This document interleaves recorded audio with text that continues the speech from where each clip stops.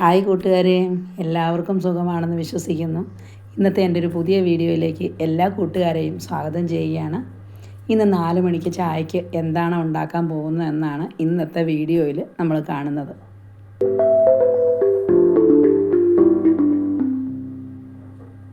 നമ്മുടെ പറമ്പിൽ കുറച്ച് ചേന നട്ടിട്ടുണ്ടായിരുന്നു. അതിൻ്റെ തണ്ടും ഇലയും എല്ലാം പഴുത്ത് ദേ ഇങ്ങനെ മറിഞ്ഞ് കിടക്കുകയാണ്. അതുകൂടാതെ കുറച്ച് മധുരക്കിഴങ്ങിൻ്റെ തണ്ടുകളും വളർന്ന് പടർന്ന് പന്തലിച്ച് ഇങ്ങനെ കിടക്കുമായിരുന്നു. അതൊക്കെ ഒന്ന് വെട്ടി മാറ്റി നമ്മളിന്ന് ഒരു ചേന പറിച്ചെടുക്കാൻ പോവുകയാണ്. അതാണ് നമ്മളിന്ന് 4 മണിക്ക് ചായക്കായിട്ട് ഉണ്ടാക്കുന്നത്. വേറൊരു രീതിയിൽ പറയുകയാണെങ്കിൽ നാട്ടിൻ പുറത്തെ ഒരു പലഹാരം എന്ന് വേണം പറയാനായിട്ട്. അമ്മയാണ് ചേന കൊത്തിപ്പറിച്ചെടുക്കുന്നത്. അപ്പോൾ തൂമ്പ ഉപയോഗിച്ച് കിളച്ച് അതിനെ ഒന്ന് പൊക്കി വെച്ചിട്ടുണ്ട്. ഇനി തൂമ്പ ഉപയോഗിച്ച് കിളച്ച് കഴിഞ്ഞാൽ അത് മുറിഞ്ഞു പോകും. അതുകൊണ്ട് തന്നെ അമ്മ അതിനെ കൈ കൊണ്ട് പൊക്കിയെടുക്കാനൊരു ശ്രമം നടത്തുകയാണ് കേട്ടോ. അപ്പോൾ അത്യാവശ്യം വലിപ്പമുള്ള ഒരു ചേനയാണ്. വളരെ സന്തോഷമാണ് നമ്മളിങ്ങനെയൊക്കെ പറിച്ചെടുക്കുന്നത് കാണുമ്പോൾ. ഇതിന് നമ്മൾ ഒരു കാരണവശാലും രാസവളം ഉപയോഗിക്കാറില്ല. നമ്മുടെ എല്ലാ കൃഷികൾക്കും അതുപോലെ പച്ചക്കറി ആണെങ്കിലും ഇതുപോലെയുള്ള വിളവർഗ്ഗങ്ങളാണെങ്കിലും ഒരിക്കലും രാസവളം നമ്മൾ ഉപയോഗിക്കാറില്ല. നമ്മൾ ഇവിടെ തന്നെ ഉണ്ടാക്കുന്ന ജൈവ സ്ലറിയും ജൈവവളവുമാണ് ഉപയോഗിക്കുന്നത്.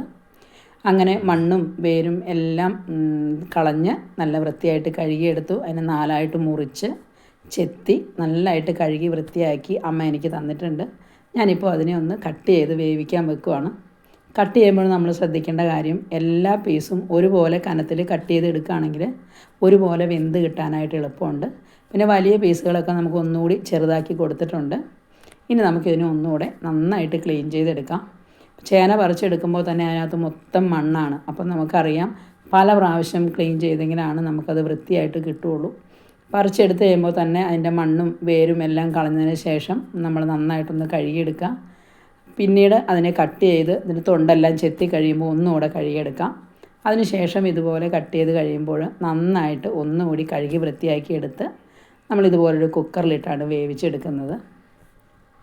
അങ്ങനെ എല്ലാം കഴുകി റെഡിയാക്കി നമ്മളിത് കുക്കറിലേക്ക് ആക്കിയിട്ടുണ്ട്. ഇനി നമ്മൾ സ്റ്റൗ കത്തിച്ചു. സ്റ്റൗവിലേക്ക് നമ്മൾ വെക്കുകയാണ്. അത്യാവശ്യത്തിന് വെള്ളമൊക്കെ ചേർത്തിട്ടുണ്ട്. ഇനി നമുക്കിതിലേക്ക് ചേർത്ത് കൊടുക്കേണ്ടത് എന്തൊക്കെയാണെന്ന് നോക്കാം. നമ്മുടെ കറിവേപ്പിലയാണ്. കറിവേപ്പില നന്നായിട്ട് ചേർത്ത് കൊടുക്കുകയാണെങ്കിൽ നമ്മുടെ ഗ്യാസിൻ്റെ പ്രശ്നങ്ങൾക്കൊക്കെ നല്ലൊരു പരിഹാരമാണ്. നമ്മുടെ ഇവിടെ നല്ലതുപോലെ കറിവേപ്പില ഉണ്ട്. അതുകൊണ്ട് തന്നെ നമുക്ക് പിശുക്ക് വിചാരിക്കേണ്ട കാര്യമൊന്നുമില്ല. പിന്നെ നമുക്ക് അതിലേക്ക് ചേർത്ത് കൊടുക്കുന്ന ഉപ്പാണ്. ഉപ്പും ചേർത്തതിന് ശേഷം നമുക്കൊന്ന് ഒരു തവി വെച്ചിട്ടൊന്ന് ഇളക്കി കൊടുക്കാം. ഉപ്പ് എല്ലായിടത്തോടെ ഒന്ന് ഇളകി വരാൻ വേണ്ടിയിട്ടാണ് കേട്ടോ. അതിന് ശേഷം നമുക്ക് അടുപ്പൊക്കെ വെച്ചൊന്ന് അടച്ചു വെക്കാം. ചില ചേനകൾ പെട്ടെന്ന് വേവും, ചിലപ്പോൾ ഇത്തിരി താമസം ഉണ്ടാവും. നമുക്കൊന്ന് നോക്കാം. ഒരു വിസിലടുപ്പിച്ചിട്ട് എയറൊക്കെ പോയി കഴിഞ്ഞപ്പോൾ ഒന്ന് തുറന്ന് നോക്കുകയാണ്. ഇപ്പോൾ നന്നായിട്ട് വെന്തിട്ടുണ്ട്. എല്ലാ പീസുകളും ഒരുപോലെ തന്നെ വെന്തിട്ടുണ്ട് കേട്ടോ. ഒത്തിരി വേവൊന്നുമില്ലായിരുന്നു, പെട്ടെന്ന് തന്നെ വെന്ത് കിട്ടി.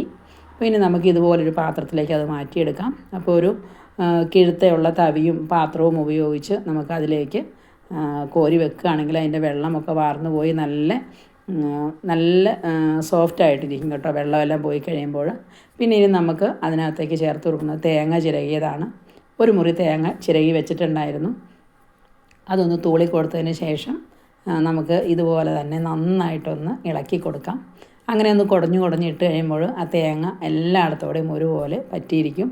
നല്ല ചൂടാണ് കേട്ടോ, നല്ല ചൂടനെയാണ് ഇപ്പോൾ ഈ തേങ്ങ ഇങ്ങനെ ചിരകിയത് ഇട്ട് കൊടുക്കുന്നത്. എന്നിട്ടൊന്ന് മൂടി വെക്കാം. 10-15 മിനിറ്റ് ഇരുന്ന് കഴിഞ്ഞ് കഴിയുമ്പോൾ നമുക്ക് കഴിക്കാനായിട്ട് മറ്റൊരു പാത്രത്തിലേക്ക് നമുക്ക് മാറ്റിയെടുക്കാം. തുറന്നപ്പോൾ തന്നെ നല്ലൊരു മണം വരുന്നുണ്ട്. കറിവേപ്പിലയുടെയും തേങ്ങ ചിരകിയതിൻ്റെയും ഒക്കെ ഒരു പ്രത്യേക ടേസ്റ്റാണ് നമുക്കിങ്ങനെയൊന്നും ഉണ്ടാക്കി കഴിക്കാൻ. ഇന്നത്തെ കുട്ടികൾക്ക് ഇതിൻ്റെ ടേസ്റ്റ് ഒന്നും പറഞ്ഞാൽ അവർക്കറിയില്ല. കാരണം ഇന്നത്തെ കുട്ടികൾ ചുരുക്കം ചില കുട്ടികൾ മാത്രമാണ് ഇങ്ങനെയുള്ള ആഹാരങ്ങളൊക്കെ കഴിച്ചിട്ടുള്ളൂ. അവരൊക്കെ ഇപ്പോൾ റെഡിമെയ്ഡ് ഭക്ഷണം കഴിക്കുന്ന ആളുകളാണ്. അതുകൊണ്ട് തന്നെ ഇതിൻ്റെ ടേസ്റ്റൊന്നും അവർക്ക് പറഞ്ഞാലും മനസ്സിലാവില്ല. അപ്പോൾ എന്തായാലും ഞങ്ങളുടെ വീട്ടിലെല്ലാവർക്കും വളരെ ഇഷ്ടമാണ്. ഞങ്ങളെല്ലാവരും നന്നായി കഴിക്കുന്ന ആളുകളാണ്. അങ്ങനെ നമ്മുടെ ചേന പുഴുങ്ങിയത് റെഡി ആയിട്ടുണ്ട്. ഇനി ഇതോടൊപ്പം നമുക്ക് കഴിക്കാനുള്ള നമ്മുടെ കട്ടൻ കാപ്പിയാണ്. അപ്പോൾ കട്ടൻ കാപ്പിയും ചേന പുഴുങ്ങിയതും റെഡി ആയിട്ടുണ്ട്. എൻ്റെ വീഡിയോ നിങ്ങൾക്ക് എല്ലാവർക്കും ഇഷ്ടപ്പെടുകയാണെങ്കിൽ ഒന്ന് കണ്ട് സപ്പോർട്ട് ചെയ്യുകയും ഒന്ന് ഷെയർ ചെയ്യുകയും ചെയ്യണേ.